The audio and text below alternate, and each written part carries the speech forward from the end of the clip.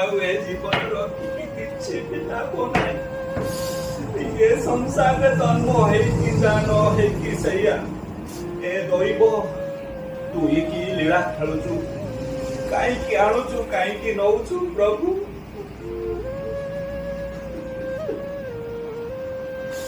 ମୁଁ ଆଉ ସମ୍ଭାଳି ପାରୁନି ପ୍ରଭୁ।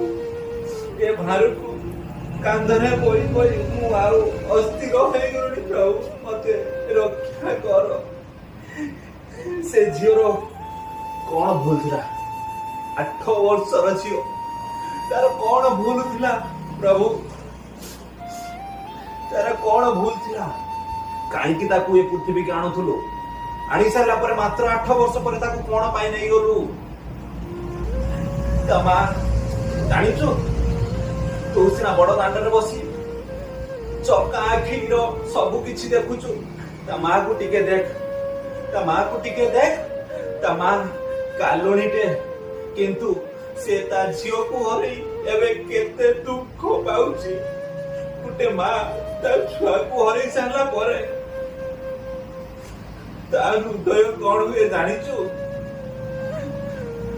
ତୋର ତ ହୃଦୟ ହୀନ, ତୋର ହୃଦୟ ନାହିଁ। ସେଥିପାଇଁ ତୁ ବଡ ଦାଣ୍ଡରେ ବସି ସବୁ ଦେଖୁଛୁ, ସାରା ସଂସାର ଦୁଃଖ ବୁଝୁଛୁ। କିନ୍ତୁ ଏଇ ଛୋଟ ଛୁଆର ତାର କିଏ ଭୁଲ ଥିଲା?